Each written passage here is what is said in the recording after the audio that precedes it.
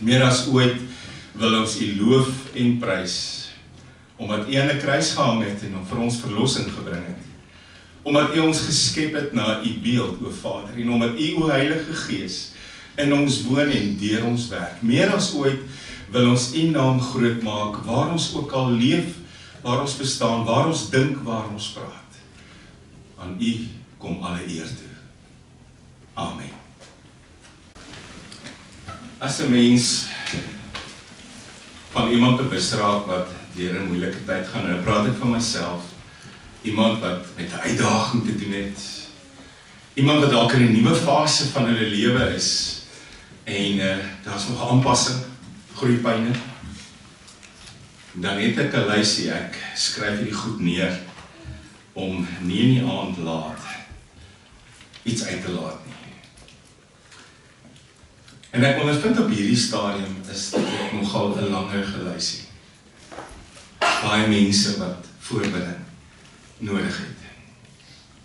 Ek gaan ook nie aankondig dat ek vir jou bid nie. Ek gaan dit net doen. Een van die grootste geskenke wat 'n mens vir iemand kan gee, is om vir hulle te bid en te bly bid. Maar ek ondervind op hierdie stadium veral is 'n langer lysie. Daar's baie goed waarvoor ou moet bid, daar's baie oplossings wat moet kom, daar's baie goed wat op hierdie stadium 'n uitdaging is wat 'n bietjie beter moet word.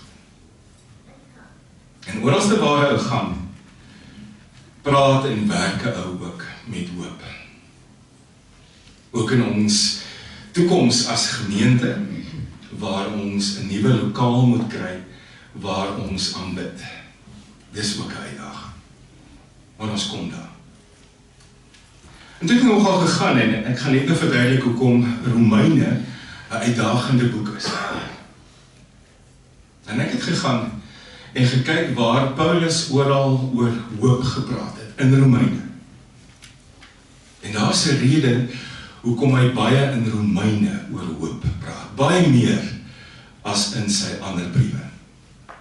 Ons lees vandag 2 gedeeltes, bekende gedeelte uit Romeine 5, wat ek tweede gaan lees, maar voor dit, die eerste gedeelte uit Romeine 15, en ek gaan lees vanaf vers 7. Romeine 5 gaan ons lees vanaf vers 1, maar Romeine 15 wat ek eerste gaan lees, gaan ons lees vanaf vers 7.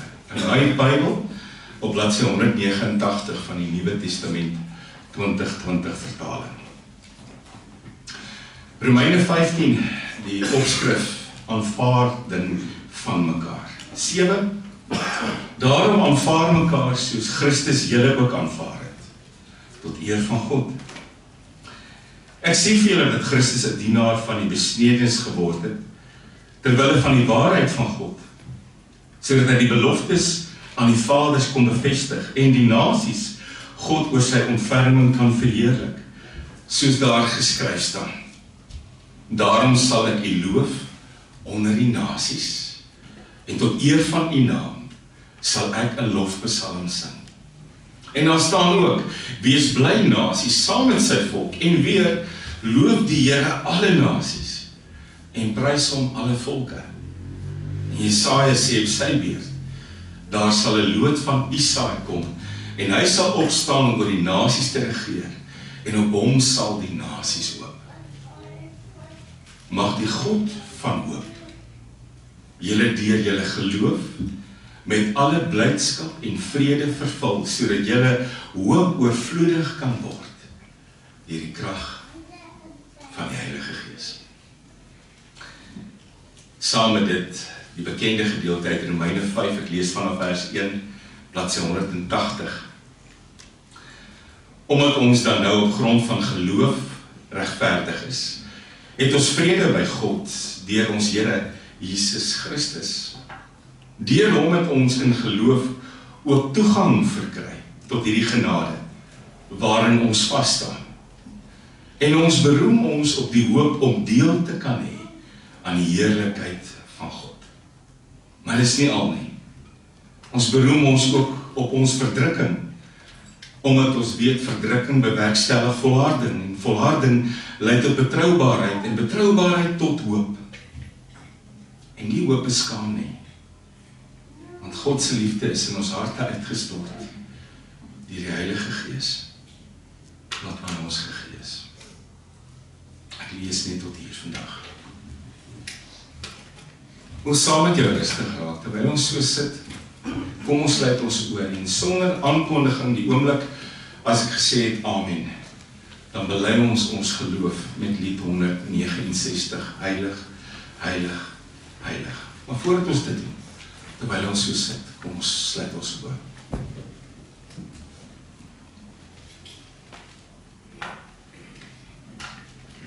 As ek net nou saam met ander mense gaan sing, Here, en my stem gaan ook sê, heilig, heilig, heilig, dan bedoel ons dit. Dis 'n bekende lied, Here, wat ons al jare sing. Maar ek wil vanmôre spesifiek kyk na die woorde wat ek gaan sing. Ek wil kyk na wat ek gaan sê, Here. Ek wil hierdie woorde uit my hart uit my hele wese uitsing. En dis wat ek voel. Wat weet ek vandag, Here? U is nie net daar as dit goed gaan. U is nie net die voorspoedsgod nie. U is nie net naby as alles vir my regloop nie. U is nie net in beheer en werksaam as ek alles verstaan nie.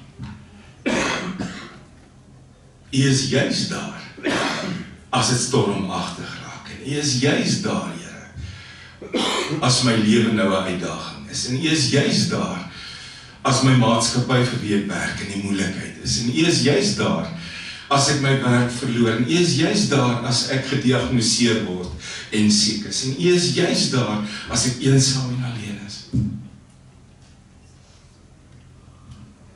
Ander mense mag wegraak. Ons is baie keer mekaar se voorspoedsvriende. Ons raak weg as dinge moeilik raak, maar nie U nie. En daarom, Here, as ek vanmôre weer hoor waar om hoop te vind, en as ek vanmôre weer sien wat U doen met hoop, help my om gevul te wees daarmee, Here. Help my om oorvloedig daarin te raak, sodat ek dit ook met ander kan deel. Ons soet so in die middel van 'n kwartaal, Here, en is gewoonlik in daai tyd waar dit so 'n bietjie moeilik raak. Ek weet ook van ons jong mense skryf op hierdie oomblik eksamens en skryf toetse. Wees met hulle, Here. Ook by die voorbereiding. Wees teenwoordig, wees daar, Here. Dankie dat U vir ons lei in voorspoedstye en in moeilike tye. Dankie, Here, dat U weer stewig op pad is met ons na lente toe. Ons voel dit aan. Dankie, Here, dat U in beheer bly. Omdat U in beheer is, bid ek vanmôre vir my geliefdes. Ek bid vir my man, ek bid vir my vrou, ek bid vir my kinders, bid vir ons as gesin, ek bid vir my ouers, ek bid vir my grootouers, ek bid vir ons liefdesfamilie, ons kerkfamilie.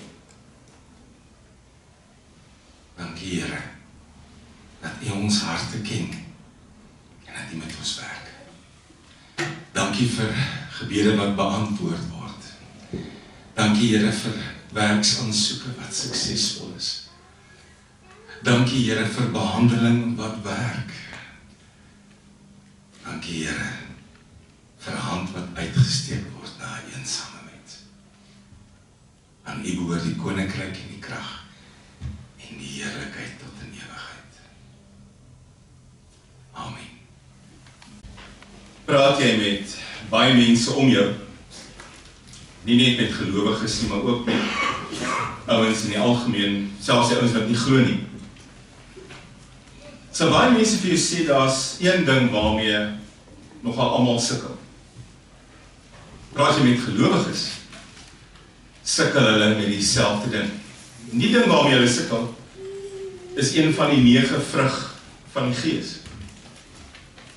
Miskien is jy vandag redelik op 'n goeie voet met liefde en vrede en vreugde en vriendelikheid en getrouheid en goedhartigheid en selfs nederigheid en selfs dalk selfbeheersing, maar baie mense sal vir jou sê, ek sukkel met geduld. En nie net geduld teenoor ander mense nie, maar sommer net geduld oor die algemeen. Ook geduld met die wêreld, geduld met prosesse, geduld met prosedures, geduld met sisteme, geduld met die samelewing, geduld met lange rye. En as jy ding van geduld, dit toets 'n mens nogal, is dit nie? Kan partykeer jou frustrasievlakke die hoogte laat inskiet. Veral as jy in 'n ry moet staan. Ons het in ons vaderland geleer hoe om in 'n ry te staan en soms geduldig te bly as die ry op 'n ander manier funksioneer, is dit nie. Maar dan staan jy in 'n lang ry, weet jy, iewers gaan ek voorkom. Iewers gaan ek die persoon wees wat gehelp gaan word. Gaan dit tydjie vat? En dit voel ek mors my tyd, want ek staan my lewe om in hierdie ry, maar ek gaan daar kom. Gaan sit jy in die ED, al is dit vir 6-7 ure, weet jy, iewers gaan hulle ook my naam doen. Ouens is oor werk en besig en haastig, en aan die gang, maar my naam gaan genoem word. Kyk jy na jou bankrekening, weet jy, iewers aan die einde van hierdie week, of oor 2 weke, of oor 'n maand, gaan dit betaal word. Moet geduldig wees. Dit kom. Om geduldig te wees is nie sonder uitdagings nie. Dit toets 'n mens. En soms as jy voorkom in die ry en kry jy baie keer nie die antwoord wat jy gesoek het of wat jy wou hê nie. Maar glo dit of jy wil of nie, daar's iets wat moeiliker is as geduld. Geduld is baie keer die kleiner probleem. Daar's iets waarmee ons almal sukkel. Nie net die ouens daar buite nie, maar juist ook dikwels die kinders van die Here. Waarvan praat ek? Ek praat van hoop. Ek hoor hoe ons baie keer hooploos praat. Ek sien hoe ons hooploos leef. Ek sien hoe ons mekaar hooploos hanteer. Hoor wat ons sê. Ek sien die ingesteldheid van ons harte. En om met hoop besig te wees, is nie om in 'n ry te staan en voor te kom en hierdie goed te kry nie. Jy wag op hoop, jy werk met hoop op 'n ander manier. Jy kan nie na jou horlosie kyk of na jou selfoon en dink, wanneer daag hoop nou hier op nie. Wanneer jy met hoop kyk jy deur ander brille. Miskien het jy vandag baie hoop nodig. Miskien kyk jy vandag na jou verhouding met jou lewensmaat en kom agter ons huwelik is so bietjie in 'n woestyn. Ons het hulp nodig. En ek hoop ons kom hierdeur en ek hoop ons kan hiermee werk en ek hoop dinge lyk anders. Ek en jy het ons kinders na hierdie land toe gebring, want ek hoop ek kan hulle 'n beter lewe gee. Hoe dit gaan werk en hoe dit gaan plaasvind, dit weet ek nog nie. Ek hoop my maatskappy hou totdat ons deur hierdie moeilike tyd of deel is. Ek hoop my lyf hou om alles wat ek nog wil doen te kan doen. Ek hoop my behandeling werk. Ek hoop die Here dra my in 'n moeilike tyd deur geloof. Ek hoop, maar hoop werk anders as enigiets anders. Jy val nie in 'n ry vir hoop en jy kom voor en jy is die volgende een wat gehelp word. Is verskriklik maklik om hoop te verloor. Seker een van die maklikste goed wat 'n mens kan verloor. Gewoonlik wanneer 'n mens hoop verloor, is daar een van 3 reaksies of al 3 tegelyk.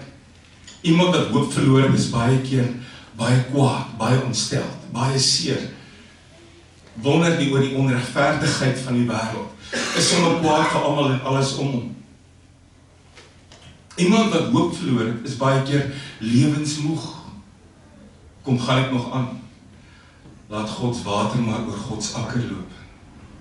Ek wil nie weer seer kry nie, so ek hoop nie.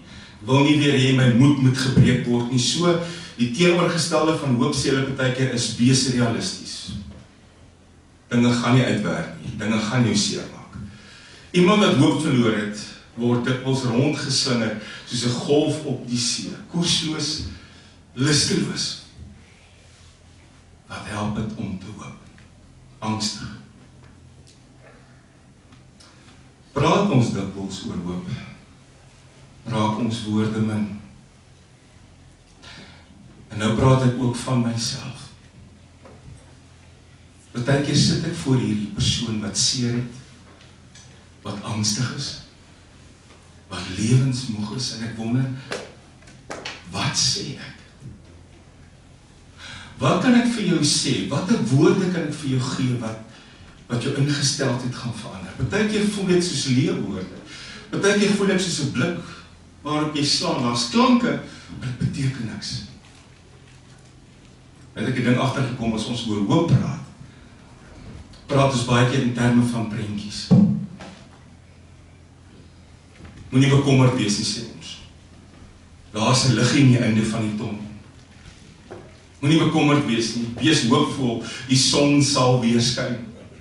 Elke donker wolk het 'n silwer randjie, sê ons. As God een deur toe maak hy 7 ander oop. Net om die draai lê jou uitkoms. Jy moet hoop daarop. Omdat ons vasbrand met woorde,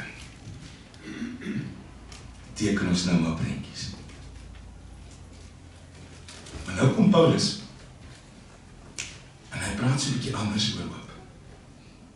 Geïnspireer deur die Heilige Gees, en hy dot hierdie woorde neer, want ek en jy moet dit hoor. Hoekom was dit nodig dat hierdie ouens in Rome dit moes hoor? Ek gaan nou vir jou verduidelik. Maar nie net hulle nie, die wêreld van daai dag, die wêreld vandag, jy vandag, het nodig om hierdie woorde te hoor. Kom ons praat 'n bietjie oor Rome. Rome is waar die keiser gebly het. En die eerste Christene se omstandighede was baie erger as myne en joune vandag, hier waar ons bly. Jy kan dink dit gaan moeilik met jou, jy kan dink die uitdagings is groot. Hulle omstandighede was baie erger. Somtyds kon jy as Christen nog wegkom om nie die keiser te aanbid nie, want dit was die staatsgodsdienst. In daai tyd moes jy die keiser aanbid. En jy kon nog wegkom om dit nie te doen nie, as jy ver weg van Rome afgebly het. As jy op 'n plattelandse dorpie gebly het waar niemand gaan kyk as jy dit nie doen nie, kon jy daarmee weggekom het. Maar hoe nader jy aan Rome was, hoe moeiliker was dit om dit weg te steek as jy hom nie wil vereer nie. Want die keiser het in Rome gebly. Die Christene in Rome was baie wreed vervolg. Die Christene in Rome was van die eerste ouetjies wat uitgeskei was, want as jy nie doen wat almal om jou doen, jy het niemand sake met jou gedoen nie, jy het waarskynlik onder 'n boom gebly, jy was armoedig, jy het swaar gekry, alles vir jou geloof. En dan besef Paulus, hulle het nodig om te hoor van hoop. Want as jy soos 'n dier vervolg word, vir die geloof wat in jou leef, en die geloof wat jy bely, waar kom jou hoop vandaan? Hoe praat jy nog oor hoop? Maar voordat ons luister wat Paulus oor hoop sê, wat dink jy oor hoop? Wat is jou definisie van hoop? Het jy al so daarin gedink? As iemand moet sê, en jy skryf 'n toets en die vraag is voltooi 'n bietjie, hoop is doetjie, doetjie, doetjie, wat gaan jy skryf? Wat is jou definisie van hoop? Sommige ouens gaan sê hoop is daai gevoel dat dinge iewers gaan beter word. Hoop is daai ingesteldheid wat jy moet hê, 'n positiewe ingesteldheid, dat dinge gaan verander. Hoop is daai verwagting, dat dinge vorentoe in 'n ander rigting gaan draai, en jy meer gaan gelukkig gaan wees, en meer gaan kry wat jy eintlik soek. Hoop is daai gevoel, dinge gaan beter word, hoop is daai positiewe ingesteldheid, hoop is daai verwagting dat dinge gaan uitwerk soos wat jy wil hê, dit moet uitwerk. Mooi antwoorde. Maar dis so 'n mens gewoonlik daaroor dink. Die ouens hier buite, wat nie die Here ken en wil ken nie, dink presies dieselfde. Hulle hoop ook, iewers gaan iets vorentoe beter word. Gaan beter verstaan ek, gaan beter leef, dinge gaan meer uitwerk soos wat ek dit wil hê. In die Bybel klink hoop 'n bietjie anders. Goddelike hoop is die versekering dat God sal voorsien. Maak die saak. Goddelike hoop is die versekering dat God in beheer bly. Al lyk dit nie so nie. En ek en jy maak baie keer twee foute as ons oor hoop praat. Ons dink baie keer hoop is iets wat ek in myself moet opwerk. Ek moet dit hier binne invind. Ek moet dit self skep.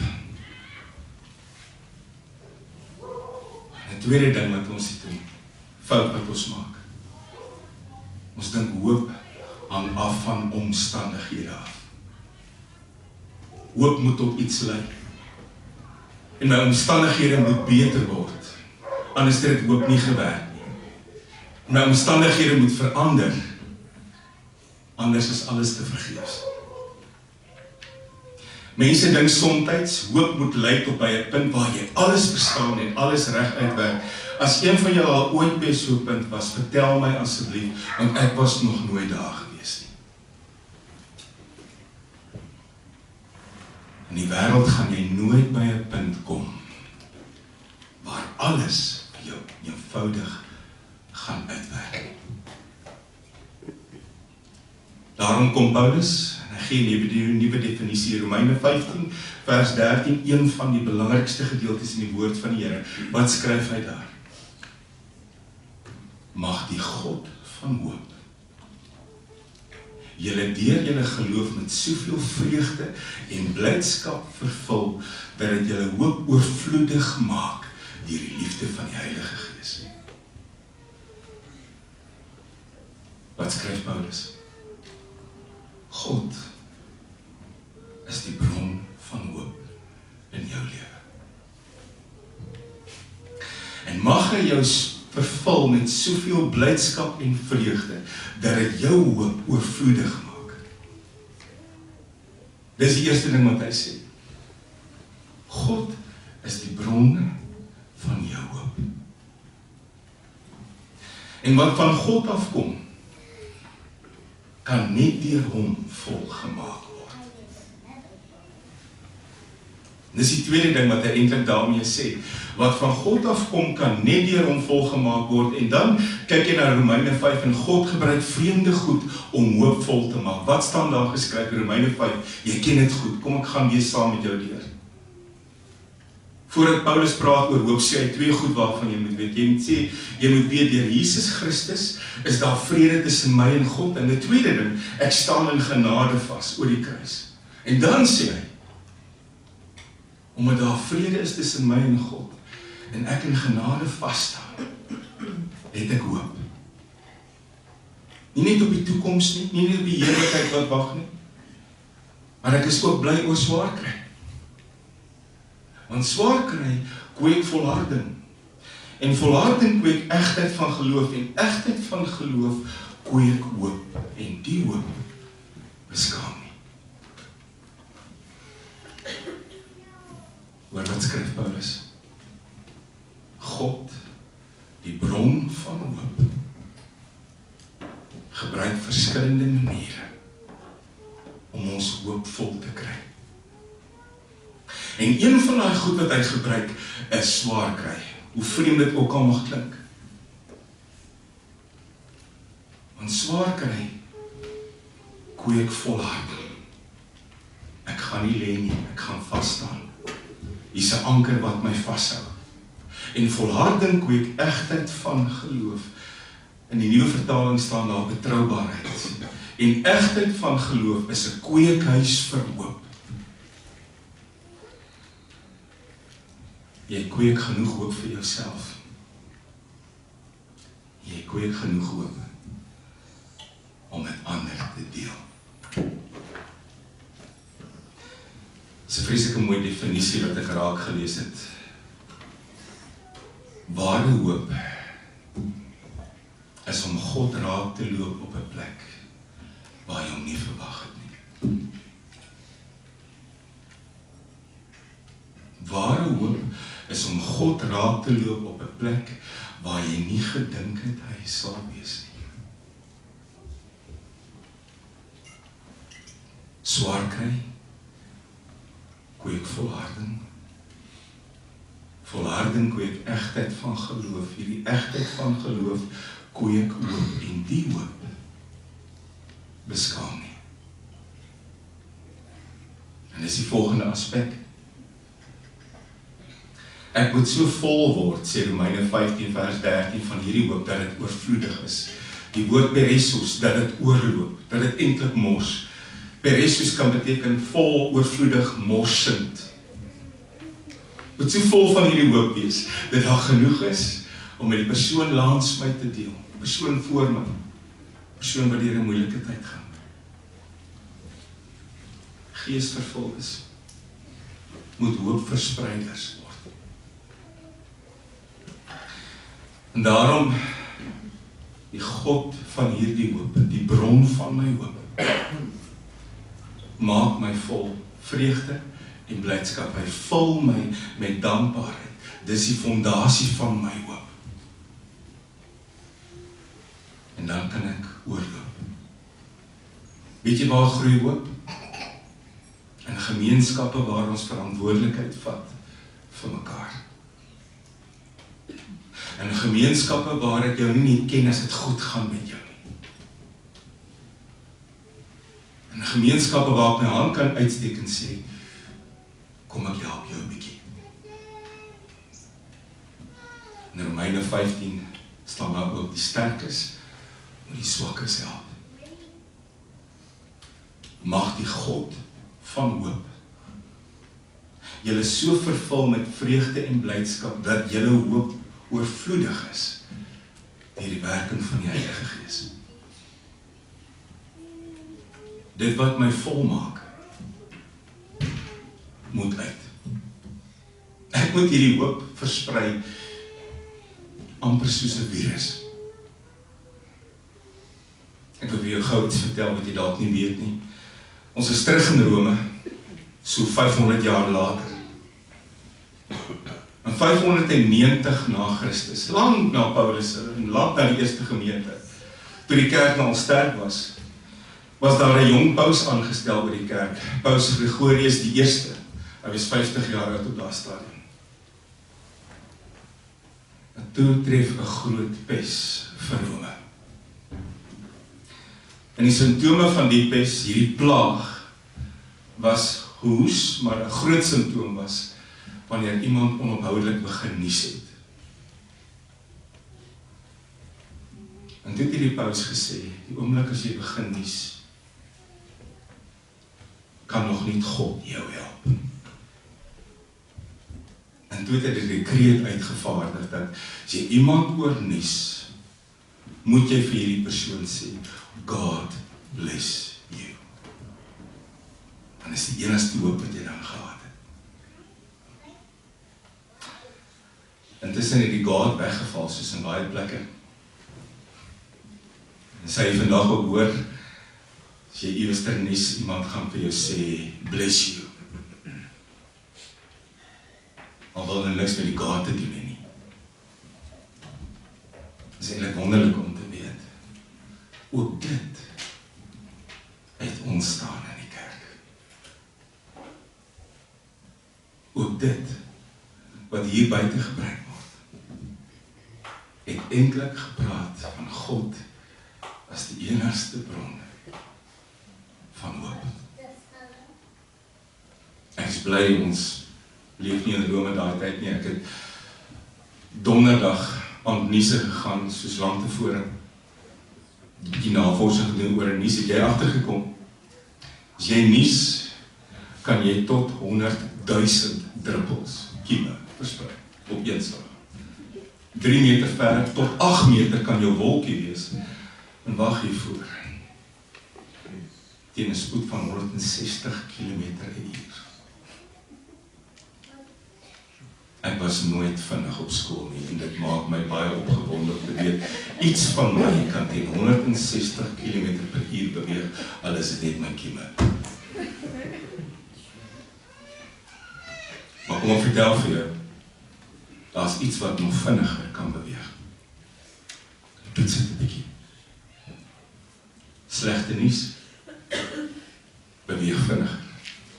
Om vrees en onsekerheid en negativiteit te versprei met jou woorde, dit beweeg vinniger. Luister 'n bietjie, hoe klink ons? Ombraaivleisviere. Ek en jy is hier om deur die God van hoop met soveel blydskap en vreugde gevul te word,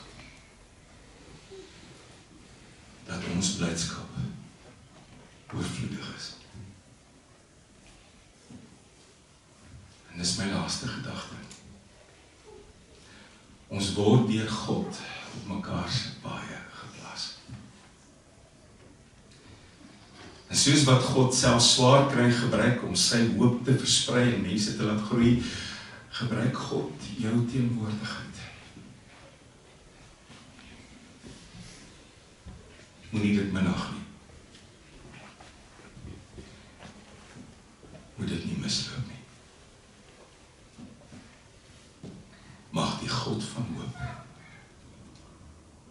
julle so deur julle geloof met blydskap en vreugde vervul, dat julle hoop oorvloedig sal wees in die krag van die Heilige Gees. Amen.